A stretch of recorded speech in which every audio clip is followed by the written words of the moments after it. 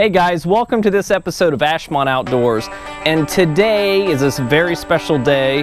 It's my oldest daughter Audrey's 15th birthday, and one thing that she wanted to do is she wanted to have a seafood boil, and I've done this a couple times this summer. I actually did it last weekend with some family, so stay with us. We're going to show you how to do a seafood boil, which would be a great thing for this fall if you're doing some tailgating, and it's actually not too bad and feeds a ton of people. So stay with us on this episode of Ashmont Outdoors.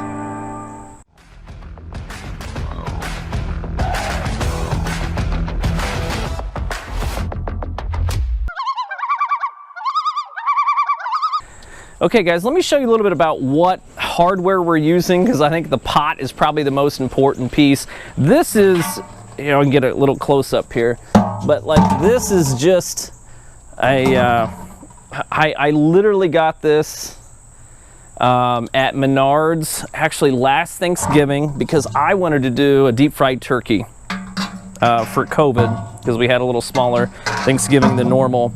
And I think this is a 30-quart deep fryer. And in all honesty, it's more than plenty. So what we're gonna do, we're just gonna fill it up with water, we're gonna light it and just get it to a boil. Then I'm gonna go through and show you all the different ingredients that I use in my secret recipe. And hi Aston. And we'll kind of go through that, what I use. And in all honesty, the key is this, is you just have to make sure that you put things in at certain order, because potatoes and corn, which I love to put in mine, they need to cook longer than your shrimp. So you can't dump it all together like in a big chili pot. You know, you have to put things in sequential order, and I'll make it really easy for everybody. And you know, just it's not hard, and this is a really great way to feed a ton of people. And actually, it's fairly inexpensive if you know, if you're feeding 6 to 8 people. But go to your local hardware store, just look for a turkey fryer pot, and that's all you really need, in a propane gas tank. You know, I mean, I'm just gonna show you, like, I'm using my gas grill propane tank. So but that's all we're gonna do. We're gonna I'm gonna show you how much water to put in. Don't put too much water, because it'll take a lot more gas to heat it up to boil. Just really enough to kind of cover your bigger items, which is gonna be your corn. All right, we're gonna add some salt. And again, there's just really no recipe, obviously. We'll add some barbecue seasoning.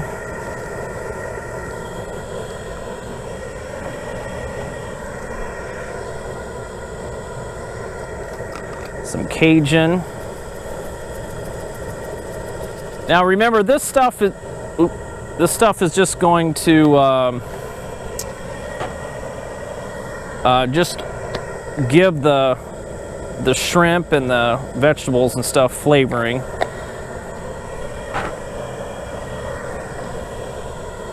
This is chili powder, so we're going to be just not too much on that, because that's going to be pretty spicy. And last but not least, sometimes the star of the show is the Old Bay. Sometimes this is kind of hard to find, so we're going to put some in there. And now once that kind of boils over a little. All right, so as that's kind of boiling at this point, I want you to get your stopwatch out, because this is very important. You have one on your cell phone, because this is very important. All of the vegetables and meats and things cook at a different time and temperature. So here, for this particular recipe, I love sweet corn, Ohio sweet corn, as well as red skin potatoes. Okay, now they take longer to cook, so we're going to put these in about 10 minutes before we put the other stuff in. Okay, so this recipe is going to be sweet corn, and right there I think there's 4 ears here, and then there's about maybe a pound of red potatoes. Now I cut the corn in half, in thirds, okay? All right, and then the small red skin potatoes, if you can see this, I cut them in half because it'll help speed up the process in cooking. They'll cook a little bit more evenly, but we're gonna put all this in. And one tip that I would advise, and I didn't do this weekend, is wear tennis shoes, because sometimes you get overspray. So we're gonna dump in about a pound of red skin potatoes and then 4 ears of sweet corn, and we're gonna cook them for 10 minutes. That's really important. Keep an eye on your stopwatch. All right, so, okay. So go ahead and hit your stopwatch.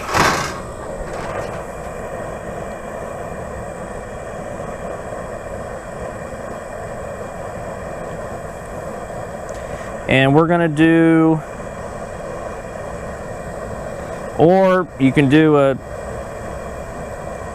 okay, 10-minute timer. All right, so in 10 minutes, we're going to start adding other ingredients. Okay, that's super important. You cannot dump everything in together, because your shrimp and your mussels in this case, and I'll show you that in a second, that's just gonna be rubbery and ruined. So don't do it. So please follow the instructions. Corn, potatoes go in first, give it 10 minutes, and then we'll come back to the boil. All right, so we're almost at that 10-minute mark.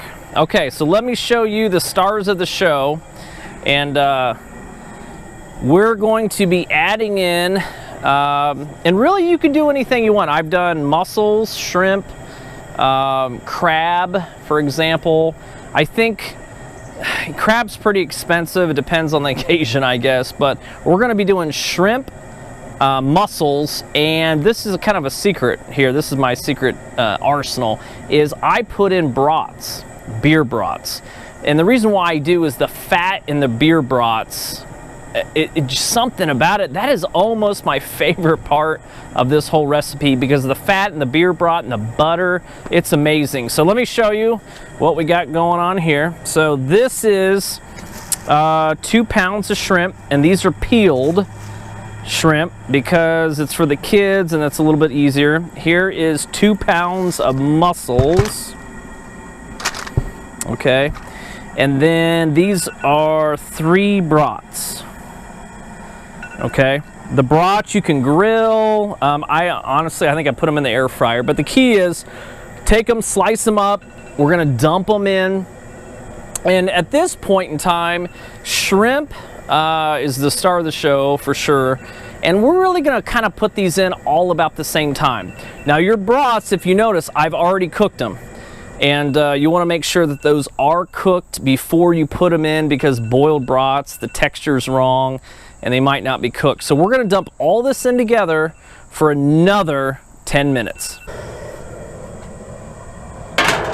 Woo!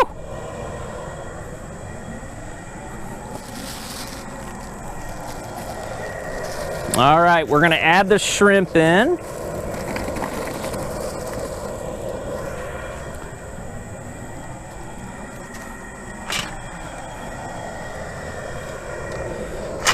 Now the mussels.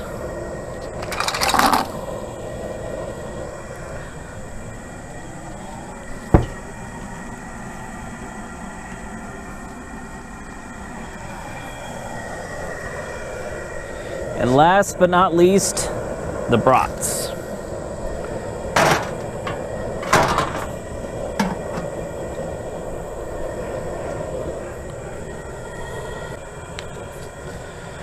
All right, so now we have everything in. We have the brats, we have the shrimp, we have this mussels, the corn and red skin potatoes.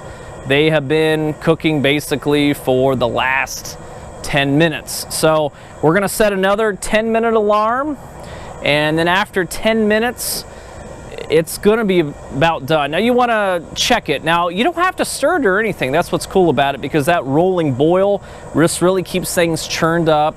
Now, one thing that you do to save some time is, right now I usually go in and start prepping this butter sauce, and that is very important. Obviously, nothing's Nothing tastes better than smeared butter. So we're gonna take the same seasonings that I initially showed you that we put in the pot, and we're going to basically start, we're gonna just melt a lot of butter.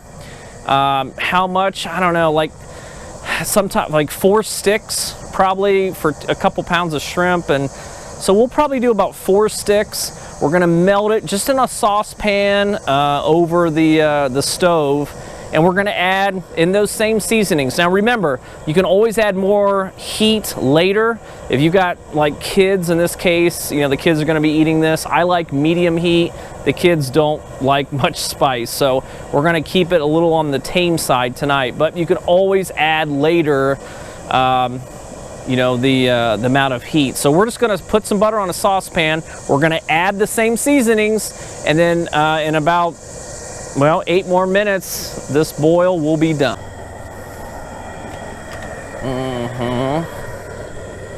All right. Woo! What do you think? That looks good, but it's not ready yet. In a couple more minutes. Oh, that smells so good. So good. Okay, couple more minutes. Okay, guys, I think it is done. It's been 10 more minutes. So you got the corn and potatoes are about 22 minutes at this point. We've hit the 10-minute mark on the shrimp and the mussels. And if you throw in crab too, it's about the same amount of time, okay?